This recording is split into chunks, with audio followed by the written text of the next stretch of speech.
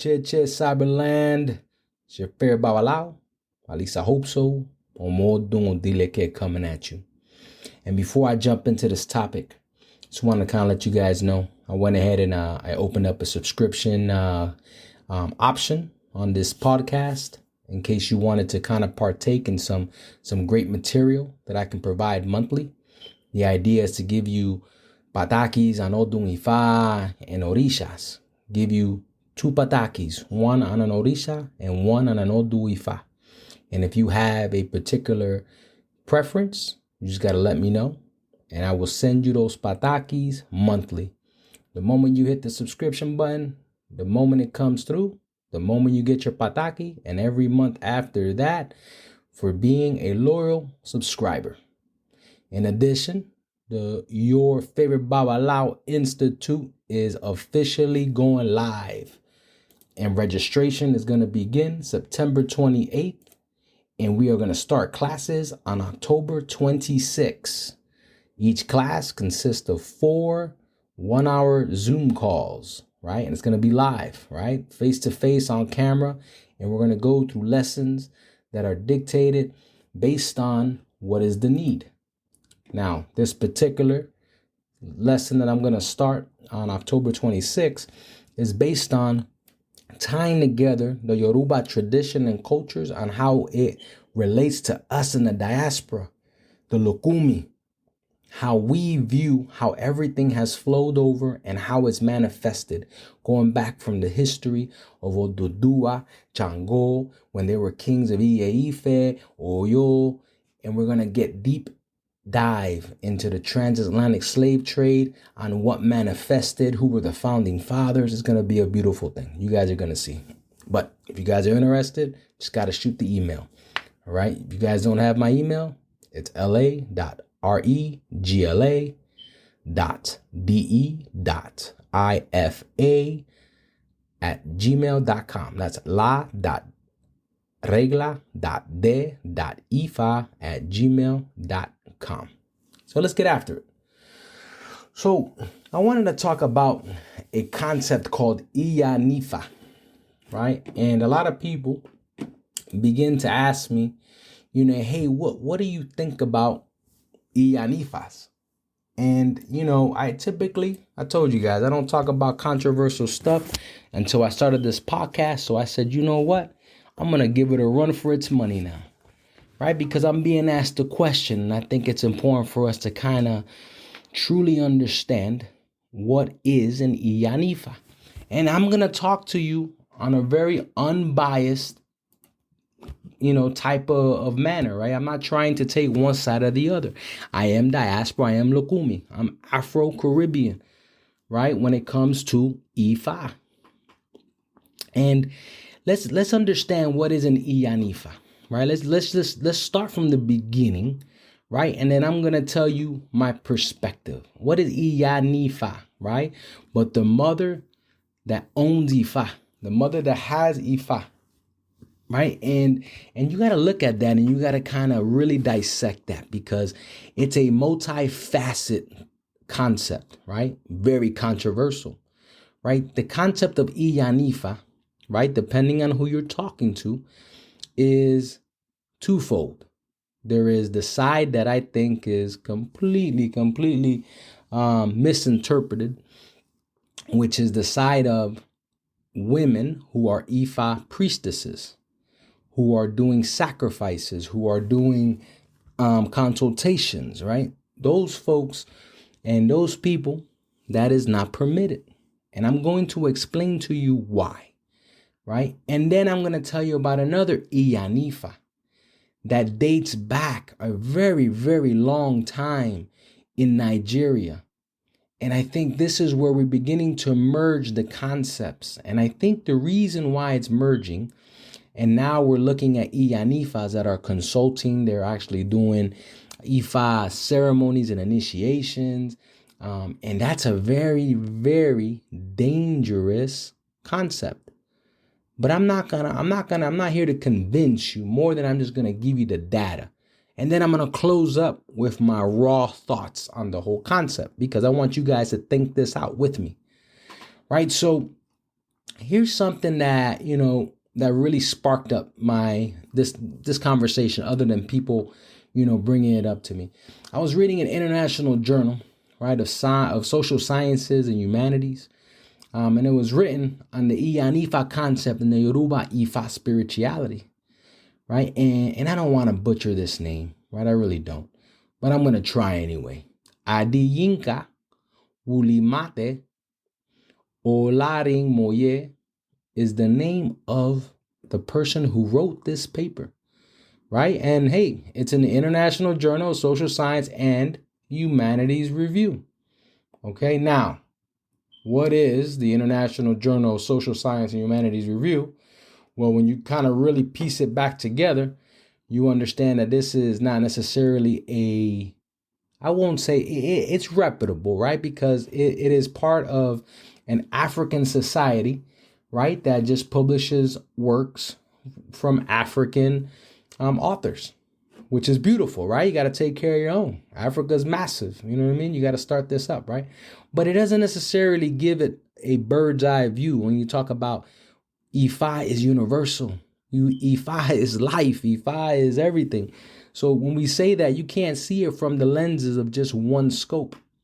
And you can tell that this author is a little biased. You know what I mean? She starts out with saying, hey, I'm just trying to understand the specific role of Iyanifa. But then she goes on to say, where, it's allowed. And her conclusion is that, this is a good thing. This is a good thing. But I think the delineation, I think, wasn't necessarily truly depicted the way it should be, right? Because her conclusion was what Ifa adherents, especially those in the diaspora, should know is that Ifa accommodates women as much as it does men, and that Iyanifas are allowed to use the ekules in some parts of Yoruba land. Now, you see that part right there? In some parts of Yoruba land. We have a lot of traditional Isheshe lineage straight from Nigeria that also has a problem with this.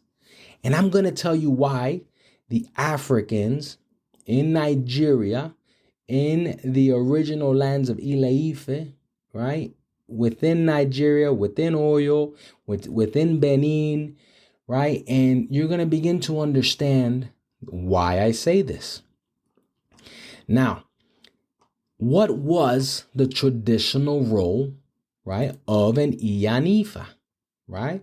Because you got to understand that the original role in the Iyanifa was to attend to the Ifas of that temple, right? To attend to the sacred divinities of that temple, right? That was in the Ifa temple, right? So you have the Orumilas of all the elders, and they start in the mornings and the evenings. They clean up the temple, they do the appropriate sacrifices to Orumila, and they pray and chant, right, when the sun rises in the east and it sets in the west. Right? That was a formal role of an Iyanifa. In addition, the Iyanifa absolutely, was there in order to provide guidance, right? And to provide a feminine aspect to everything, right? Because Orumila tells us in the Odus of Ifa that Odu, right? Odu, the divinity, not the Odu, the sign, right? But they're interlinked, right? To a certain point, because Odu, we understand to be the 256 Odus of Ifa, but we also understand who is Odu. We understand that when we look at Odu, right, and we look at it from the lenses of Ifa, we also have a singular divinity, okay? A singular divinity that is the personification and the feminine spirituality and the principles, right, that complement Orumila, the masculine energy. Okay, you guys, if you heard my YouTube, if you heard me speak, I always speak about the balance of life. You cannot get rid of the balance of life. The moment you tip the scales, you're going down. You're going down hard. Okay, you're going down like somebody that's fighting Mike Tyson at his early prime, right? But before the Holyfield bite. but let's talk about this, right? Let's talk about this. Now, when I talk about the traditional aspects of what Iyanifas used to do, right? And then I talk about, well, now we want to use the term that the world is changing and that we're being a little bit more open to the concepts of women being Ifa priestesses.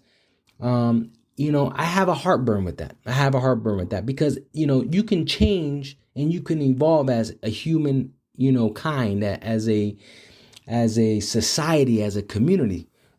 But you can't change the principles of nature. You can't change the principles of what is right and wrong, right? If you follow this faith, the right answer is, listen, women are sacred.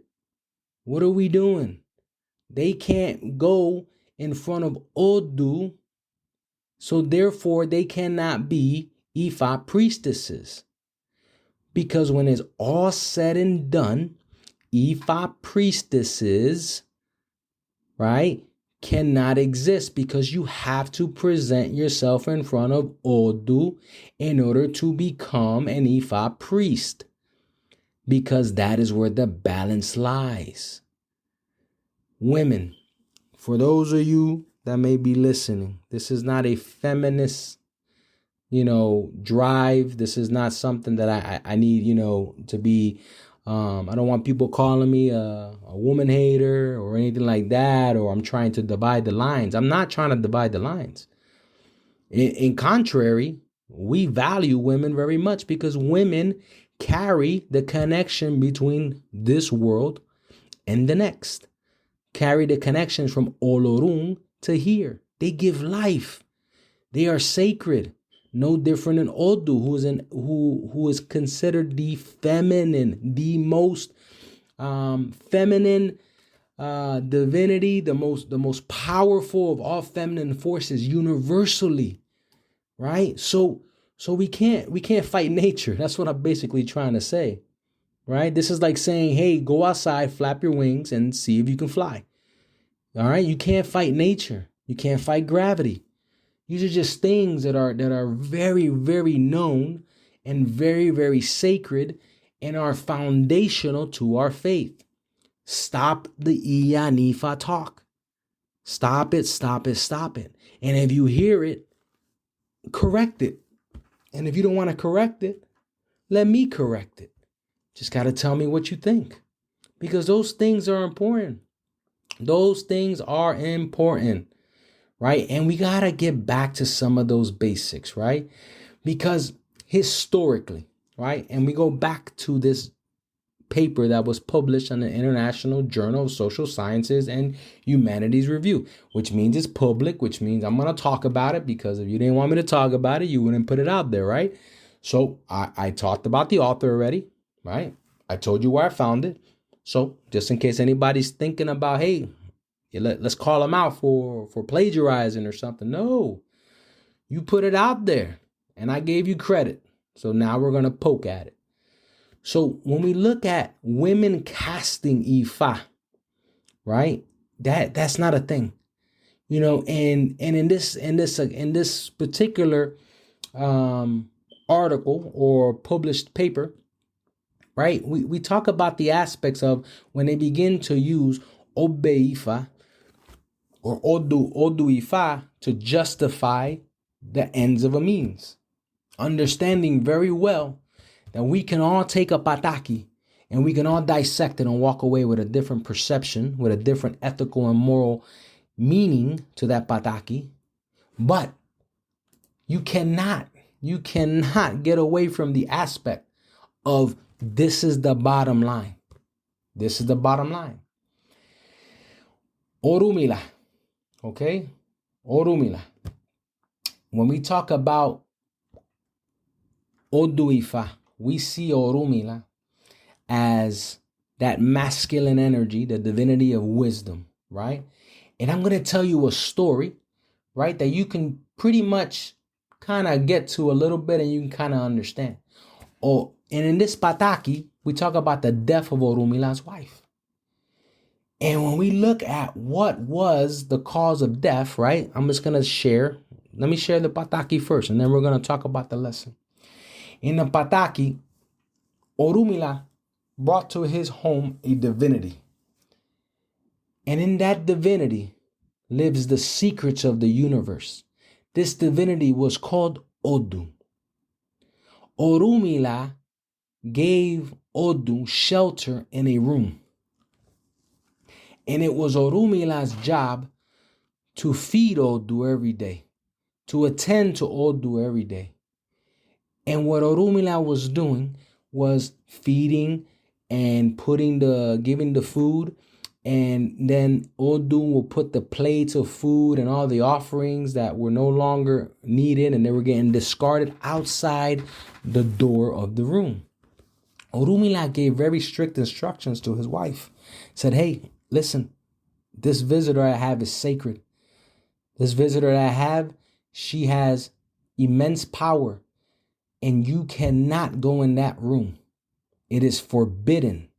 Because in order to maintain life in this house, in this Ile, in this world, you can't have two negatives or two positives, however way you want to see it, right? Because Orumila's wife was feminine.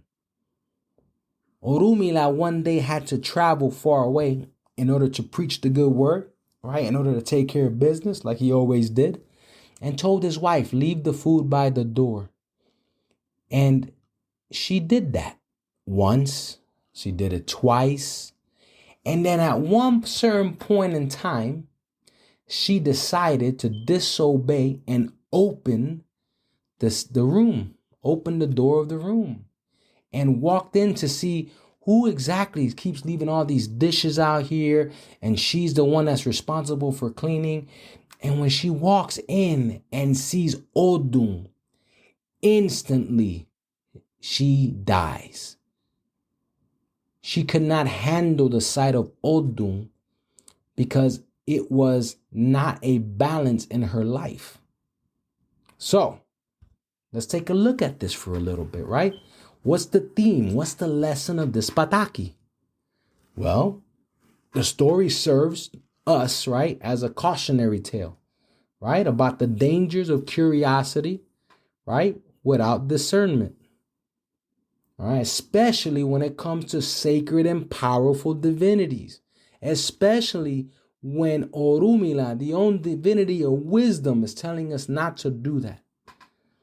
Right? And then when we talk about what is disobedience, right? A lot of people don't like that word, right? They feel like they're being subjective to some form of force or something that's getting taken away from them. And that's not even the case. When it comes to spiritual, right, or even family type relationships, Orumila's wife was disobedient and it cost her life. This is another reason why we have to be obedient. We gotta follow the rules, guys. That's why this Iyanifa concept and just the thought of it just drives me bananas. Because that is not something that has true value. It does not connect the dots. Ifa, a wise elder once told me, Ifa is logical. Ifa, everything comes together. In Ifa, it is the universal way on how the laws were written for spirituality. It is what guided humans to do what they had to do. And we find ourselves constantly clashing with the very nature that gives us the guidance that we need. We have personal responsibilities, right? We have personal responsibilities in spiritual matters and physical matters. It doesn't matter. You know, you name it. You have personal responsibilities. Orumila brings this divinity home, and the wife's actions led to her demise. Personal responsibility, right? In addition, right, let's look at the complexities, right, of human emotions and actions. She was curious. She wanted to know why was it that she had to constantly keep cleaning up after this and leave food here, right? And she wasn't content with just doing, which a lot of us can probably agree. We don't just like to do blindly. We don't like to take those leap of faiths in certain areas because we want to understand the why. And sometimes, and a lot of times, I would say the why is important. But now that I'm telling you the why, are we listening? Right? So again, that complexity of human nature has to be understood. We got to be able to understand ourselves and understand why is it that we come up with these weird concepts like Iyanifa. I think this is a very dangerous precedence, because there's no way that an Iyanifa has the power or the insight, right, in order to guide destiny for humans, which is why people trust in Iyanifas now, and I'm very concerned for them. Because that Iyanifa that is divining is a Iyanifa that is fraud. It's the bottom line. There's no ifs, ands, or buts about it. I'm not here to make friends, guys. I told you I was going to be raw with it, and here I am being raw with it. So let me tell you this, or let me ask you about this. There's many Oduns, like Ogunda Meyi, Ogunda Iwuri, right, that talks about betrayal and the consequences of the actions often involved by family members. We are a family. All humans are connected. We are all one. And we have to be able to step up and take care of our community, take care of our spirituality, and lead the charge the right way. I am providing you all with strong evidence on why this is not necessarily the right thing. I will tell you that the title Iyanifa, I already explained. It does exist, but not to the capacity of divination. An Ifa priestess doesn't exist because in order to make an Ifa priest, you have to present yourself in front of Odu. And even in Nigeria, they understand that. Even in the United States, we understand that. So now you're going to tell me that they just magically now have the foresight and the insight to tap into the universal knowledge to guide mankind, and we're supposed to accept that. I don't think that makes sense. I don't know about you, and I'm not talking for nobody. I'm telling you my thoughts. I'm telling you what's on my mind, right? Because when you talk about who is Odu, right? Let's dig into that a little bit, right? Odu is personified, right? Considered a feminine spiritual entity, right? And is also considered the companion of Orunmila, right? In this context, I want you guys to understand, Odu is sometimes seen as an embodiment of wisdom that's contained in the divination signs, okay? Odun represents the hidden and revealed aspects of destiny, right? Indispensable, right? In the process of divination. The Ecoles, the Inkines, okay? You cannot divine if you don't have the blessings, and you had not approached and you had not faced Odun in order to get that blessing. And as I just explained, you cannot get away from Odu, right? And if you can't present yourself in front of Odu, you cannot have that wisdom, that embodiment of what people come to you for. Right? So let's talk about Odu, right? If Odu is a repository of wisdom and knowledge, right? And Odu is considered the source of Orumila's insight, right? Then we have to look at why and hear it. It's very simple. Very simple. Let's go back to balance. Odun is seen as the balancing feminine principle to the masculine energy of Orunmila. The relationship between Orunmila and Odun is described as a sacred union. It's the interconnectedness of wisdom and the vehicle, right? Which that wisdom is accessed through is through Odun. Again, you have to have the balance. So now all of a sudden we're saying that women can see women and have balance. I just told you that's not logical. It doesn't work. It just does not work. And we need to be able to understand that. We truly need to understand that. And again, I'm not trying to vent on this, but I am trying to warn people that we have to be very careful about this. There's a lot of taboos. There's a lot of things that are prohibited in both male and female. It's not just women. There's the other concept to this that a lot of people are not realizing. Everybody thinks like, oh, this is just a babalao that doesn't like women, or a babalao who's stuck in his old ways, or a babalao who's not open to the idea. And that's not the case, guys. That's not the case. And if anybody's seen me or been following me on YouTube or anywhere else, and you've seen the things that I put out there, I am a very much about change. I'm very much about the evolution of this faith. I'm very much about how we spread the word. I'm not trying to say that there's a patriarchy and women cannot do because it's a man thing. No, I am giving you the facts. I am telling you what this means. I am telling you that this is not acceptable. I am telling you that I'm reading this article and saying that this is not right. But I do recognize that Iyanifas do exist, but not to the extent of divination.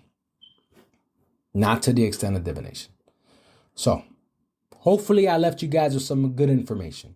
Hopefully this right here kind of really truly puts a mark on you so that you can better understand, why we don't do that. No different than why babalaos don't cast cowrie shells. Babalaos do not cast cowrie shells, right? That is something reserved for the olorishas, for the ocha, right? For santeros, santeras. That's reserved for them. That's not reserved for babalaos. So should I, stand up and say, wait a minute, new age, we need to change the rules now? No, I am okay with the restriction because there's sacred texts and sacred rules that support it. That's just another example of things that we just got to be considerate about. Guys, we can't, evolution's important, but we can't go down roads that are going to be very hard to come back from. And that's something I just want to kind of make sure that I share with you.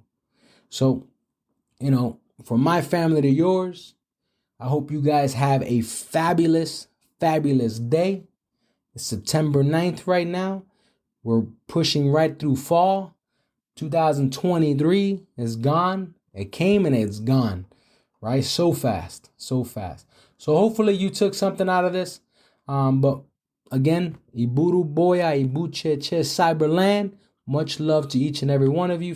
Don't forget, if you want to subscribe, great, subscribe. If you want to join the subscription podcast, do that, right? So YouTube subscribe, podcast subscriptions. I got the YouTube, the Your Favorite Bawalao Institute. We got a lot of great things going on in this healing. A lot of great things. Super excited. But with that said, Iburu, Iboya, Ibucheche, Cyberland.